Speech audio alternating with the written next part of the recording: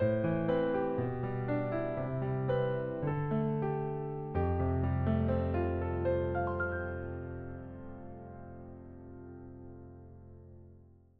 여러분 반갑습니다.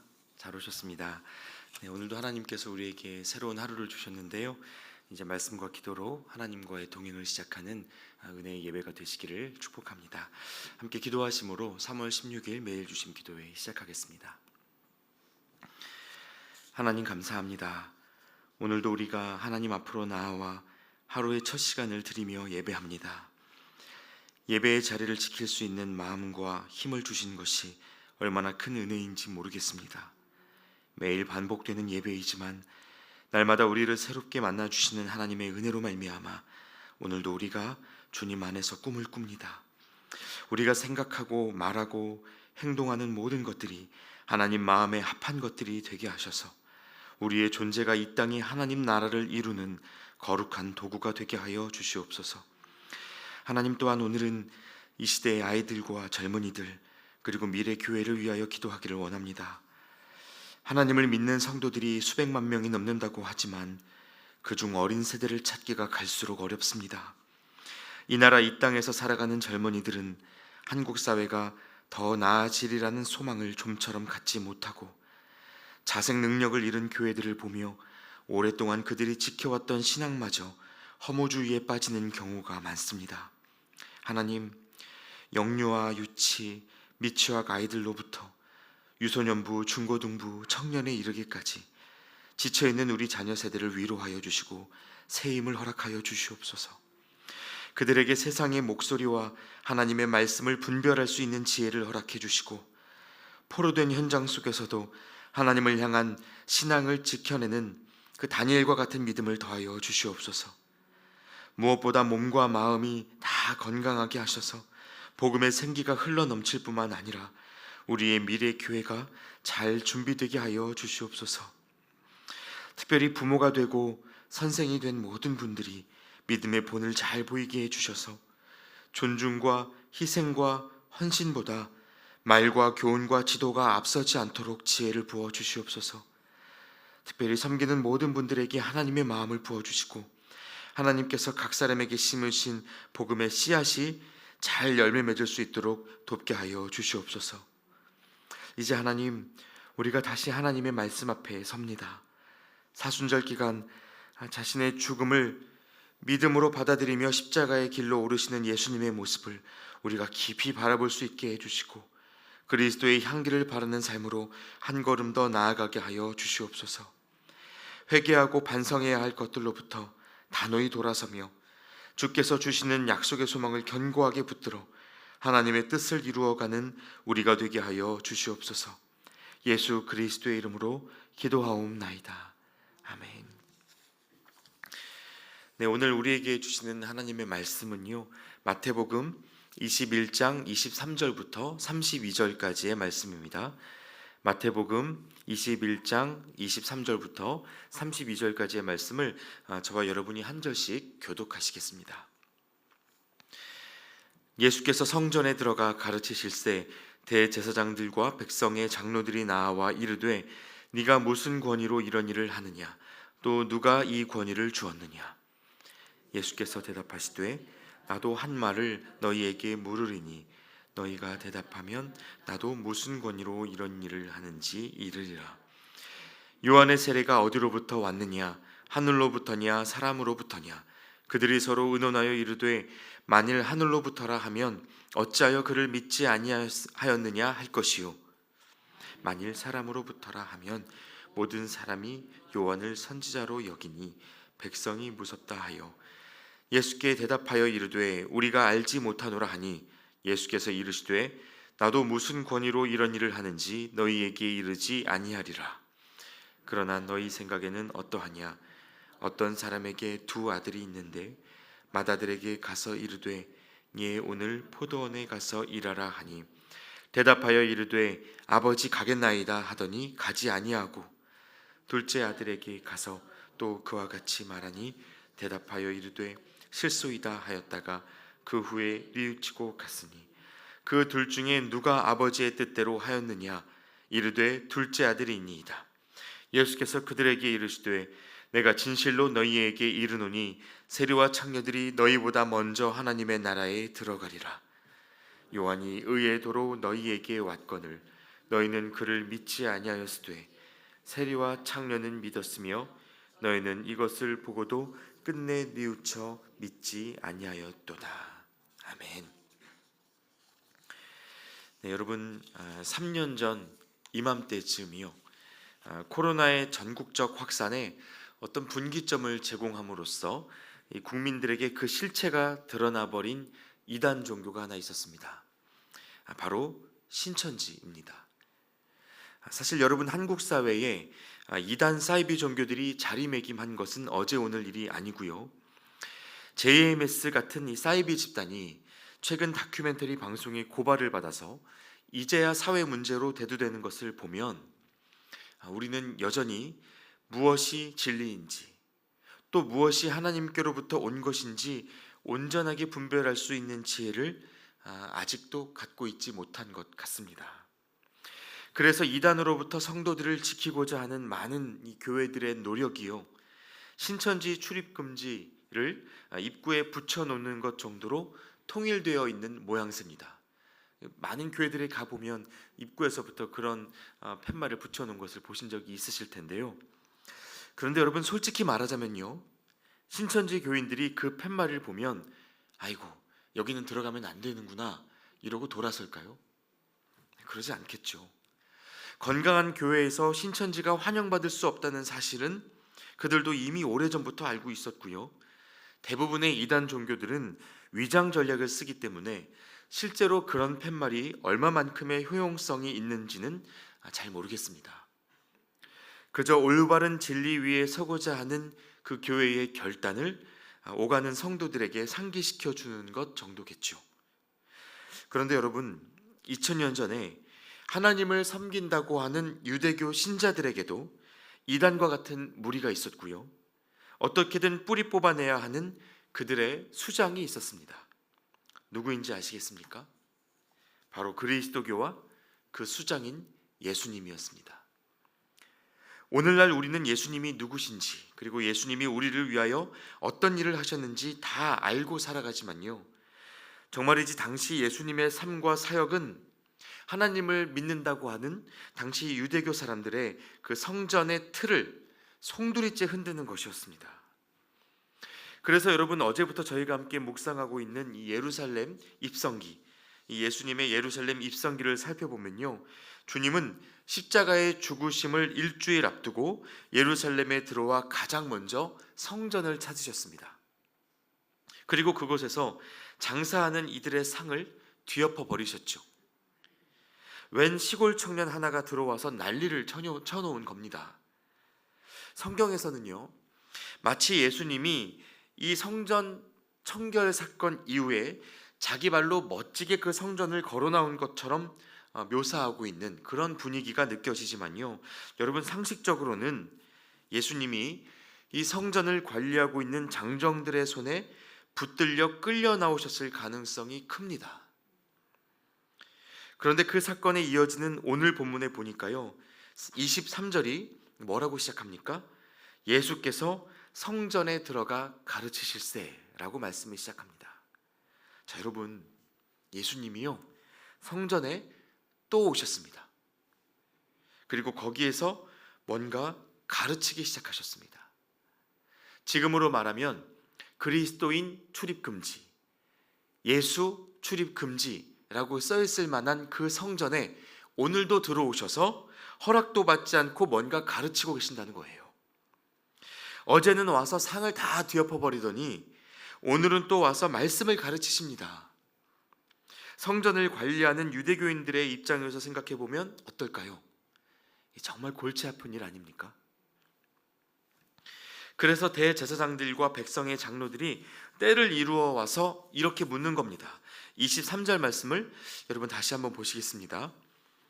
예수께서 성전에 들어가 가르치실세 대제사장들과 백성의 장로들이 나와 이르되 네가 무슨 권위로 이런 일을 하느냐, 또 누가 이 권위를 주었느냐. 대체 당신 무슨 권위로 이런 일을 하고 있는가 묻는 것이죠. 그래서 이 본문을요, 권위 논쟁이다라고 부르는데요. 사실 여러분, 이건 당신에게 어떤 자격이 있는가 묻는 것이고요. 그래서 자격 논쟁이다라고 불러도 무방할 것 같습니다. 여러분, 만일 저희 교회에 어디서 온 사람인지, 뭐 하는 사람인지 그 정체가 분명하지 않은 사람이 들어와서 교회가 이대로는 안 된다고 소리를 치고 난동을 피우면 저희도 가만히 있기가 어렵죠. 게다가 본문 속 성전 안에서 하나님의 말씀을 가르치고 그 사람들을 이끄는 일은요, 이미 맡은 이가 있었습니다. 그건 당시 제사장의 자리에 올라 유대 사회의 최고 의결기관인 산헤드린 공의회에서 다수의 의석을 차지하고 있던 이 사두개인들의 몫이었습니다. 그 자격을 그냥 얻어낸 것이 아니라는 거죠. 그들도 어렵게 따낸 특권이었습니다.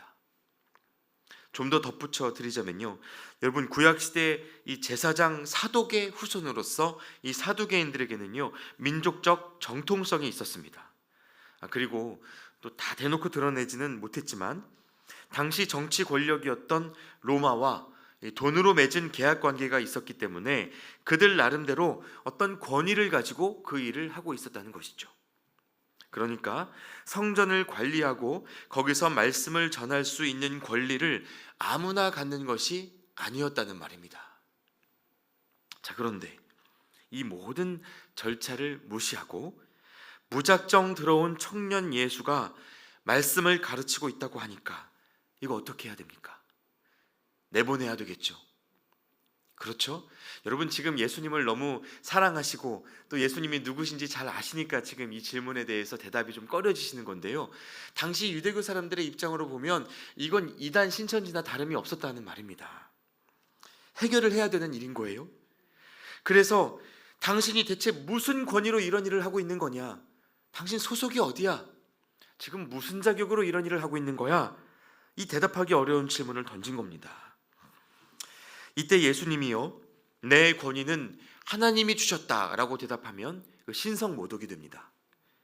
반대로 백성으로부터 내가 이 권위를 얻었다라고 하면 이것은 로마의 그 정권을 대항하는 정치 쿠데타가 될 수 있기 때문에 어떻게 대답하든지 간에 예수님께는 불리한 질문이 되는 것입니다. 그런데요, 이 예수님의 대처가 참 놀랍습니다. 대답을 바로 하지 않으시고 오히려 되물으셨습니다. 이렇게 질문에 또 다른 질문으로 대답하는 것은 소위 하브르타 교육 방식이라고 해서 이 유대인들이 어려서부터 일상적으로 하는 대화법 중에 하나인데요, 예수님이 되물으신 것의 내용이 24절과 25절 상반부에 이렇게 기록되어 있습니다. 다시 한번 제가 읽어드리겠습니다. 예수께서 대답하시되 나도 한 말을 너희에게 물으리니 너희가 대답하면 나도 무슨 권위로 이런 일을 하는지 이르리라. 요한의 세례가 어디로부터 왔느냐? 하늘로부터냐? 사람으로부터냐? 자, 뜬금없지만 요한의 세례가 어떤 권위를 기반으로 하는지 대답해 보라는 것이죠. 자, 그러자 제사장들과 장로들이 뭐라고 대답합니까? 대답을 못합니다. 요한의 세례가 하나님으로부터 왔다고 하면 그를 믿지 않은 자신들이 죄인으로 몰리고요, 사람으로부터 왔다고 하면 이미 그를 위대한 선지자로 알고 따르는 수많은 백성들에게서 민심을 잃게 되기 때문에 우리가 알지 못하노라 라는 말이 그들에게도 최선이었던 것이죠.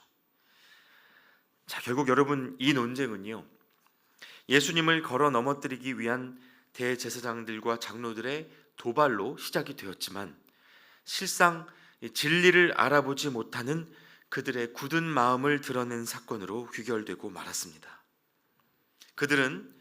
종교 지도자들은 자신들의 기득권에 위협이 되는 존재가 있다면 그 권위가 하나님께로부터 온 것인지 백성들로부터 온 것인지는 사실 관심 갖지 않았습니다.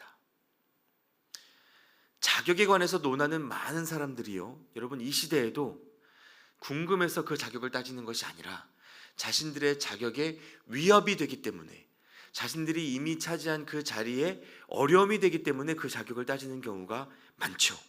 그것이 솔직한 이야기일 겁니다. 그러니까 이 대제사장, 장로라는 스펙과 자격이 그들의 인생을 지금 지탱해주는 기둥이라고 믿었기 때문에 이들은 자격 논쟁, 이 권위 논쟁을 가지고 예수님의 어떤 그 권위를 위협하고자 했던 것이죠. 특별히 여러분, 그 자리에 오르기까지 지불한 노력이 클수록 이것을 결코 빼앗겨서는 안 된다라는 집착도 강할 수밖에 없는 것입니다. 여러분, 저는 이것이 우리의 이야기가 되지 않았으면 좋겠습니다. 이 한국 사회에서 어떤 자리를 차지하기까지 얼마나 많은 것들을 지불해야 하는지 모릅니다. 모두가 자기의 자격을 증명해내야 하는 스트레스와 억압 속에서 살아요. 아이들은요, 10살이 되기 전부터 한글을 떼고 구구단을 외워가며 자신이 정상 범주 안에 있다는 것을 스스로 증명해내야 합니다. 청소년이 되면 학교와 학원을 오가면서 하루 12시간 이상 바깥 구경을 제대로 못합니다. 그럼으로써 자신이 성실한 학생이라는 것을 증명해 보여야 하죠. 30이 되기 전에 직장을 구하지 못하거나 40이 되기 전에 결혼을 하지 못하면 미처 갖추지 못한 자격 때문에 수많은 눈초리를 감수해야 하는 것이 한국 사회입니다. 그 집에 아직 한글 못 뗐어요? 아직 취업 안 했어? 아직 결혼을 안 했어? 이렇게 불쌍히 여김을 받습니다. 또 그런가 하면 반대로 이 인생 스펙을 누구보다 빨리 갖출 수 있도록 도와주는 한국 사회의 키워드들이 또 있는데요. 바로 학연, 지연, 혈연입니다. 어느 학교를 나왔는지, 어느 지역 출신인지, 누구의 가문에 속한 사람인지에 따라 처음부터 각자 다른 권위를 부여받습니다. 어떤 배경을 갖고 있느냐에 따라 사람들은 그의 정체성을 쉽게 규정해 버리고요. 이것이 좋건 싫건 일종의 낙인으로 작용하기 때문에 서로를 깊이 들여다볼 수 있는 기회를 잃어버립니다. 그래서 여러분, 어떤 사람을 이렇게 그 사람이 갖춘 자격과 스펙으로 규정하기 시작하면요, 어느 순간부터 그 사람이 어떤 사람인지 그 실상이 잘 보이지 않게 됩니다. 다른 사람을 바라볼 때는 그 사람이 앉아있는 자리와 자격을 보느라 그가 진짜 누구인지를 보지 못하게 되고요. 자기 자신을 볼 때에도 거저 받은 은혜를 내 노력으로 이루는 것으로 착각하기가 쉬워집니다. 스스로를 자격 있는 자로 여기게 된다는 말입니다. 그래서 여러분, 제가 가끔 어떤 목사님들을 만나보면요, 기도하다가 하나님께서 자신을 이렇게 부르신다라고 하는 거예요. 김 목사야, 이 목사야, 이렇게 부르신다는 겁니다. 그런데 저는 그런 이야기를 들을 때마다 과연 그럴까? 하나님 앞에서도 우리는 어떠한 그 자격과 직분과 직업을 가지고 서야 하는 것일까? 저는요, 하나님이 저에게 김 목사야 라고 부르시면 저는 손살을 칠 것 같습니다. 왜냐하면 저는 모든 자격과 직분을 벗어던진 채 그냥 있는 모습 그대로 하나님 앞에 서고 싶기 때문이에요. 여러분, 이집트 왕궁에 살던 모세가요, 자신이 히브리인임을 알아보는 데 정말 오랜 시간이 걸리지 않았습니까? 자신이 바로의 양자라는 자격과 권위 안에 있으니까 스스로 히브리 노예와 한 핏줄 일하는 것을 상상하기가 힘들 수밖에 없었습니다. 있는 모습 그대로의 자신을 들여다보기가 어려웠다라는 겁니다. 또 이 다윗의 아버지인 이새가 막내 아들 소년 다윗을 왕이 될 제목으로 알아보지 못했죠. 양치는 목동 정도로 살아가고 있는 집안의 막내를 당시 아무도 거들떠보지 않았던 것이죠. 그러니까 하나님이 그들을 어떻게 바라보시는가 하는 관점을 좀처럼 갖지를 못하게 되는 것입니다. 오늘 본문 속 대제사장들과 장로들이 아무런 자격도 갖추지 못한 채 성전에 와 있는 청년 예수를 메시아로 알아보지 못하고 있는 것은 그래서 그리 이상한 일이 아닙니다. 겉모습을 두르고 있는 권위와 자격 때문에 사람의 실상을 헤아려 보지 못하는 인간의 한계인 것이죠. 여러분, 하나님 앞에서도 우리가 목사이겠습니까? 하나님 앞에서도 우리가 장로이고 권사이고 집사이겠습니까? 하나님 앞에서도 우리가 박사이고 자격 갖춘 자이겠습니까? 그렇지 않습니다. 여러분, 제가 감히 상상해 보건대요, 오늘날 어떤 한국교회에서 담임 목사님을 청빙한다고 할 때 2000년 전에 대제사장과 예수님이 후보로 맞붙으면요, 여러분, 예수님 99%는 탈락입니다. 신학교도 안 나온 청년이 저쪽 교회 가서 상을 뒤엎고 소란을 피웠다는 소문이 돌아 있고요, 거기 가서 자격도 없이 마음대로 설교했다는 소문이 퍼져버려 있었기 때문에 그 이력서를 들여다보면 또 뭐라고 적혀 있습니까? 목수. 여러분, 이분이 하나님이어도 청빙 불가입니다. 그래서 여러분, 오늘 말씀 속에서 주님은요, 성전 안에 모여있는 모두가 눈을 뜨게 되기를 바라셨습니다. 자기 자리를 지키겠다고 구원의 길을 발로 차버리는 우를 범하지 않도록 돕기 원하셨어요. 그래서 어떻게 하십니까? 특별한 비유를 들어서 제사장들과 장로들에게 두 번째 질문을 주시는데요, 비유의 내용이 이렇습니다. 두 아들을 가진 어떤 사람이 어느 날 둘 모두에게 포도원에 가서 일을 좀 하고 오라고 시켰습니다. 그런데 그 두 아들의 반응이 다른 거예요. 큰아들은 가겠다고 대답은 했는데 결국 가지 않습니다. 둘째 아들은 처음에는 싫다고 대답을 했는데 이후에는 뉘우치고 아버지 말대로 했다는 거예요. 여러분, 예수님이 이 이야기를 들려주시면서 둘 중 누가 아버지의 뜻대로 했는지를 물으셨습니다. 여러분, 둘 중 누가 아버지 뜻을 따랐습니까? 둘째 아들이죠. 처음엔 거절했더라도 결국 순종한 작은 아들이 이 대답만 번지르르 했던 큰아들보다 낫습니다. 본문 속 대제사장들과 장로들도 똑같은 대답을 하는데요, 처음보다는 끝이, 말보다는 행동이, 겉사람보다는 속사람이 중요하다는 사실을 그들도 알았습니다. 자, 그런데 또 여기에 예수님이 아주 강력한 해설을 덧붙이시는데요, 31절과 32절 말씀을 보시겠습니다. 그 둘 중에 누가 아버지의 뜻대로 하였느냐? 이르되 둘째 아들이니이다. 예수께서 그들에게 이르시되 내가 진실로 너희에게 이르노니 세리들과 창녀들이 너희보다 먼저 하나님의 나라에 들어가리라. 요한이 의의 도로 너희에게 왔거늘 너희는 그를 믿지 아니하였으되 세리와 창녀는 믿었으며 너희는 이것을 보고도 끝내 뉘우쳐 믿지 아니하였도다. 대답만 잘하고 불순종한 큰아들은 바로 너희 지도자들이고, 뉘우치고 순종한 둘째 아들은 구원에 이르게 된 세리와 창녀들이다. 여러분, 이것이 예수님의 비유 해설이었습니다. 세리와 창녀가 누굽니까? 그 시대 죄인 중에 죄인입니다. 동족의 세금을 착취하여 로마 권력에 갖다 바치는 것으로 먹고 살았던 세리나, 몸을 팔아 돈을 벌고 음행을 업으로 삼았던 창녀나, 구원과는 거리가 멀어 보였던 부류였습니다. 그런데 이들이 대제사장들보다, 장로들보다 먼저 천국에 간다고 예수님이 이야기하셨습니다. 여러분, 이것이 그 당사자들에게 얼마나 강력한 도발이었는지 모릅니다. 안 그래도 못마땅했던 예수님의 존재를 하루빨리 없애버려야겠다는 마음의 동기가 그들 안에 더욱더 강해졌을 겁니다. 그러나 여러분, 이 비유를 통해서요, 예수님이 제사장과 장로들에게 이 두 번째 질문을 던지신 것은 단순히 그들이 세리와 창녀만도 못하다는 것을 말하기 위함이 아니었습니다. 죄인으로 살던 세리와 창녀들이 회개하고 돌아왔던 것처럼 세상의 스펙과 자격에 눈이 가리워 주님을 알아보지 못하고 자기 성취에 빠져 있느라 좀처럼 회개하지 못했던 그들도 어서 돌이키기를 주님은 바라셨던 겁니다.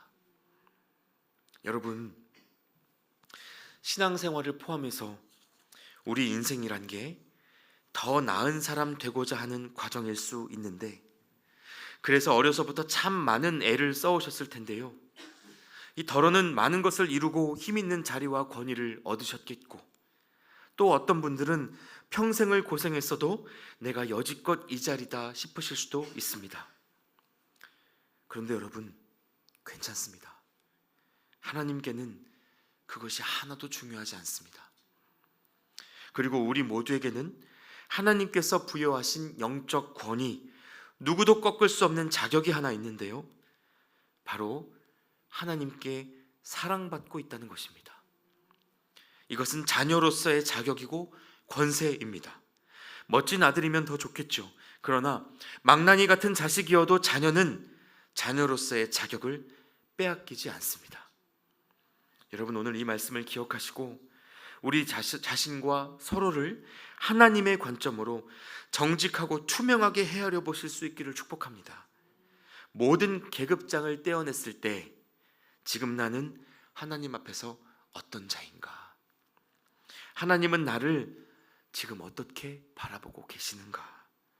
여러분, 이것을 돌아보시면서 사람의 권위, 세상이 부여한 자격이 아니라 예수님의 권위, 말씀의 부름에 따라 담대하게 살아가시는 저와 여러분이 되시기를 우리 주님의 이름으로 축원합니다. 함께 기도하겠습니다. 하나님, 우리가 참 목마른 인생을 살아갑니다. 세례 요한이나 예수님보다 한참 더 오버스펙으로 많은 자격을 갖추고 살지만 그럼에도 불구하고 우리는 더 많이 이루고 더 높은 자리에 올라야 안심이 될 것 같습니다. 그러나 주님, 오늘 우리가 하나님께로부터 받고 있는 그 완전한 사랑의 능력을 다시 한번 깨닫게 해 주십시오. 이는 내 사랑하는 아들이요 내 기뻐하는 자라 라고 예수님에게 말씀하셨던 그 하늘의 음성이 오늘 우리에게도 들려지게 하여 주시옵소서. 그리고 그 음성과 하나님의 사랑에 의지하여 세상의 인정과 정치적인 힘이 아니라 오직 말씀의 권위를 따라 살아가는 우리가 되게 하여 주시옵소서.